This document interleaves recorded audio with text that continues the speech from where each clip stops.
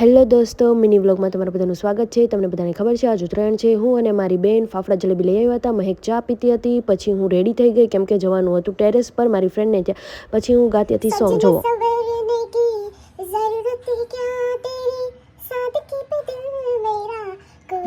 તો સાંભળ્યું। પછી હું અને મહેક આવ્યા બહાર બલૂન લેવા માટે। મને તો રેડ કલરના બલૂન ગમ્યા। આ રેડ કલરના બલૂન લીધા। પછી ટેરેસ પર આવી ગયા મારી ફ્રેન્ડને ત્યાં મેં મસ્ત પતંગ ચગાવી। જો ધાબામાં ટેરેસ પર કેટલી બધી પતંગો ચગે છે અને કાળા તડકાના 2 વાગે અમે પતંગ ચગાવવા ટેરેસ પર ચડ્યા હતા। અહીંયા હું ટોપી પહેરીને મારી ફ્રેન્ડ પતંગ ચગાવતી હતી, ત્યાં ફિરકી પકડતી હતી। આ છે મારી ફ્રેન્ડ જૈનલ જાડી ઉફ ગોલી બેટા। અમે 2 પતંગ ચગાવતા હતા। મારી બેન પાછળ બેઠી છે, ફોનમાં કંઈક ફાફા મારે છે, ડાફડિયા મારે છે।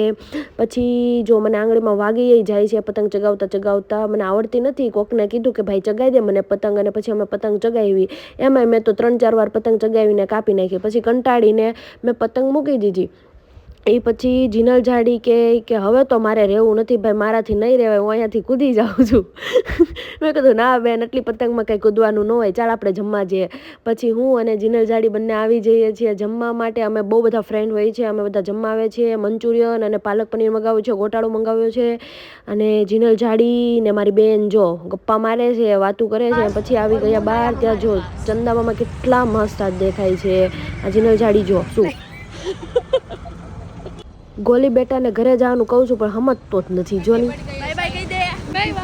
હવે અમે જઈએ છીએ પાણી ભરવા ગયા હતા ખાડીએ।